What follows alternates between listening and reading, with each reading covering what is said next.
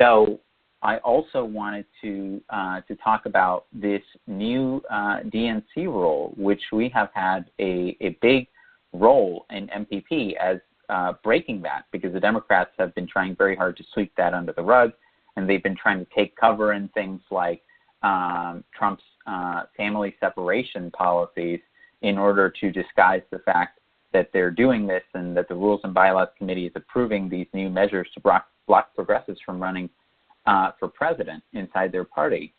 And so they passed, the Rules and Bylaws Committee unanimously passed early this month a new rule that is basically a loyalty oath for anyone who would run for president inside the Democratic Party. It lets them, in particular one person, it gives Tom Perez alone sole discretion to decide if a candidate who is applying to run for president as a Democrat has been faithful to the party, and if their actions and their written and spoken words have to have demonstrated a faithfulness to the Democratic Party in order for that candidate to be allowed to run for president as a Democrat. And so clearly, you know, this is very opportunistic, that the Democratic Party is using really what's happening in terms of family separation and other things to pass through these other these rules right now. The Rules and Bylaws Committee met yesterday and forwarded their final recommendations to the DNC.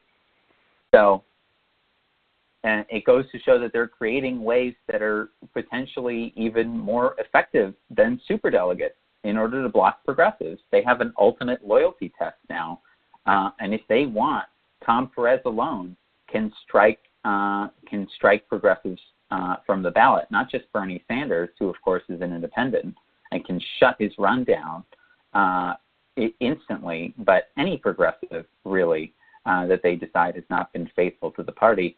And I think as we all on this call know, that if the Democratic Party decides, if the donors demand that a progressive, be shut out of the primary, the Democrats and Tom Perez will dutifully oblige. Tom Perez is, by the way, the guy who beat the Sanders-picked Keith Ellison for DNC chair, and the guy who said that he was going to stick a fork into Bernie during the 2016 primary, and that he was going to paint him as a candidate of young white liberals alone. So he was going to, paint that Bernie bro narrative. That was Tom Perez. That's now the person who gets to decide who is going to run and who's not going to run for president inside the Democratic Party under this new faithful rule. And some people have been confused by a provision, by a resolution that the Vermont Democratic Party passed that declares Bernie an honorary Democrat. But there's a lot of caveats to that. First of all, the Vermont Democratic Party could undo that at any time, perhaps at the behest of the DNC or the donors. Secondly, the DNC doesn't even have to recognize that designation for Bernie as an honorary Democrat.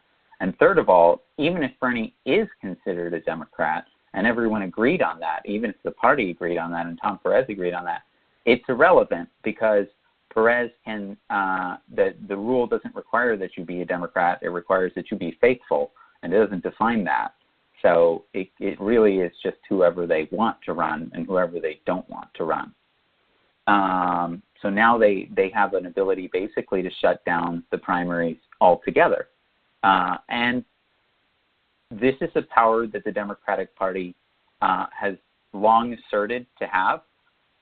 It is something that in 2017 in the DNC fraud lawsuit, they claimed very openly that we have the right to pick the candidates in back rooms, in back smoke-filled rooms, if we want to, because we're a private corporation and we have no responsibility to our voters, and we don't really have members. So that is important.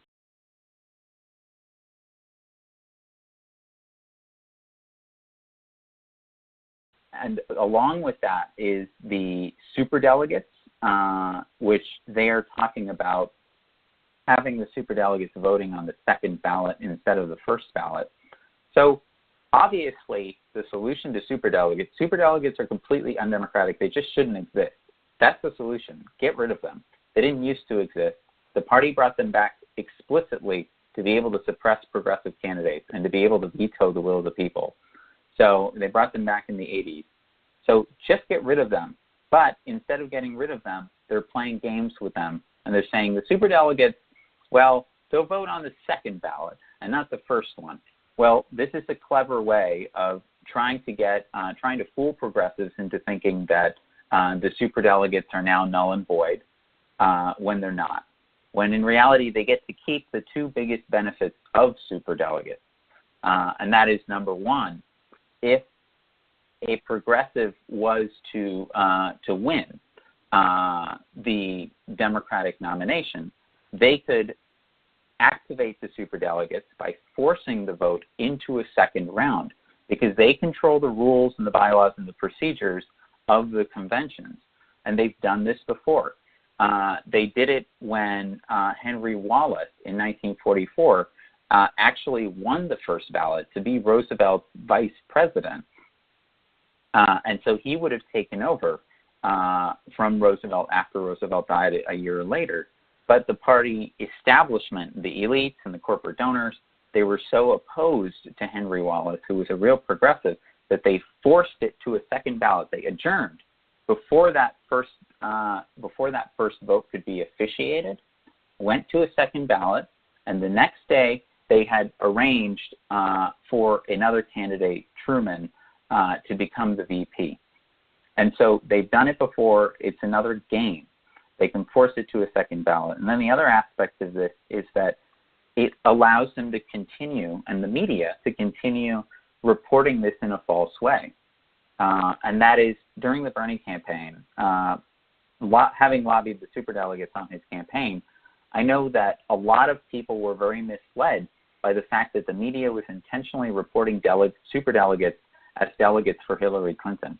And so when someone who became interested in politics Googled Bernie, for example, to see kind of how he was doing, said, oh, this sounds interesting. I want to see how this candidate is doing. Well, what they saw is that it looked like Hillary Clinton had this tremendous delegate lead over Bernie Sanders, and that was because the media was irresponsibly reporting the superdelegates as essentially delegates who had voted for Hillary Clinton. And so that helped suppress the turnout for Bernie. And they can still do that because the superdelegates still exist and because they can still vote. And so they're still going to be counting them. So they've made it a little more complicated in an effort to deceive us into thinking that the issue is resolved, but they've kept the major advantages of having superdelegates in the first place. And if they were interested really in opening their party up to progressives, it would be very simple. They would just get rid of superdelegates, and they wouldn't be passing new rules that let them block progressives before the primary or before the convention, like the one that they passed earlier this month. And then another thing which they are likely to do, the last thing I'll mention here, is that they're likely to run Elizabeth Warren, Kristen Gillibrand, Cory Booker, and other people against Bernie Sanders or whomever the progressive is inside the Democratic primary in 2020 in order to split the vote. And then they'll make a deal where that person will join the establishment candidate, probably Joe Biden, either join them on the ticket or join them in his administration. And so they will use those people to sabotage Bernie's campaign or another progressive's campaign. So it's more of the same from the Democratic Party, and they're doing this under the cover of horrible news about family separation.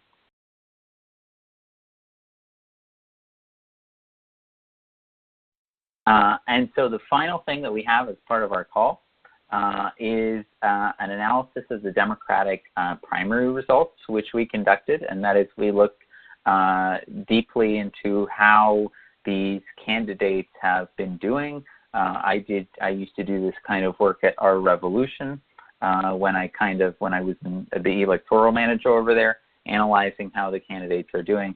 and the prospects they have in November, for example. And some of the results of that were very stark. And so it's something that I think that the movement should be aware of, because we really need to consider it very highly when we're thinking about what kind of strategic approach we're going to take in order to win elections in terms of reforming the Democratic Party or creating a major new People's Party. So this is something that we need to share with the rest of the movement, especially when it can appear, when we have folks like Alexandria Ocasio-Cortez's victory recently. Well, it's important to emphasize that she was the exception to the rule, really the exception to the fact that the great majority of progressive candidates are being shot down. And so what we found when we looked at the congressional candidates that Our Revolution, Branding Congress, and Justice Democrats have endorsed, who have had their primaries so far, there are 53 such candidates that they've endorsed. Out of those 53, there were 21 who have won their primary. That doesn't sound so bad until you analyze what the districts are that they're winning. And what you find when you do that is that all but 4 of those candidates have won in deep red districts. And so that's to say that nearly all of the progressive candidates who are winning their primaries inside the Democratic Party, who've been endorsed by those organizations, are winning because they're uncontested by the Democrats, because these are districts that are so heavily red, they go double-digit Republican every year, and they're so consistently red that the DNC writes them off. It doesn't even run candidates in a lot of them. It doesn't even contest. And so that makes up the large majority of the wins, 17 out of 21 of the wins for Congress. And out of those 4 candidates who are actually in Democratic-leaning districts, who are the 4 who are likely to win, out of the whole 53 that they've endorsed, the 4 that are likely to win, out of those 4, 2 of them are incumbents. 2 of them are already there, Jamie Raskin and Ro Khanna. And one of them, Chuy Garcia, won because he made a deal with Rahm Emanuel and Luis Gutierrez, who was the former congressman who was stepping down, for that seat in exchange for supporting establishment politicians and in exchange for supporting Mike Madigan in Illinois, who is the establishment party boss, head of the Illinois Democratic Party.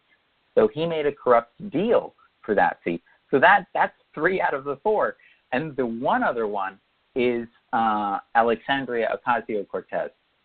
So that means that Alexandria Ocasio-Cortez is the only person who has unseated a congressional establishment Democrat during this entire 2018 midterm process. So let that sink in. How many millions of dollars have gone into progressive campaigns? How much organizing energy has gone? How many resources have gone into these campaigns? The great majority of which, when they end, they vaporize. They don't leave any organizing infrastructure. They don't leave something that you can compound upon, month after month, year after year, build upon, like a new People's Party. It's not a permanent structure. These campaigns vaporize when they're done, and there's nothing left of them. And so this is something that we'll be putting out in greater detail, because it really is, it's very stark, and it's a wake-up call that really, I don't think this is what people had in mind when progressives said that we were going to launch a political revolution, for there to be only one district in which we are unseating a corporate Democrat out of all of the districts in the entire 2018 midterms, out of the 192 Democrats who sit in Congress. So once we put that out, I think that, and I will appreciate that all of you definitely share that, because it is important that this information get out there, because it's a pretty stark commentary on how efforts to reform the Democratic Party are going. And I want to emphasize that this is not because our revolution and Brand New Congress and Justice Democrats are doing a bad job. It's not their fault. They're doing the best they can in a rigged system. It is the system that is the problem. It's the party that they're trying to work in that is at fault here. And the party rigs the primaries in so many different ways that we've talked about before against the candidates. That is one major thing that holds progressives back. And the other aspect is that you're competing within a more conservative, older, and whiter electorate, which is the primary electorate, which is not representative of the much larger general electorate. And so it's a more conservative demographic that you're already running in, which is not as progressive as the general population, and you have the party blocking you. And the combination of those two things makes it extremely difficult as a progressive strategy and unviable as a progressive strategy. And the last thing that I'll mention is that year after year, decade after decade, more than a century of trying to take over the Democratic Party has shown that there is a model for how the Democratic Party holds back progressives that they have refined at this point. And that is, they block most progressives in the primaries and prevent them from getting through.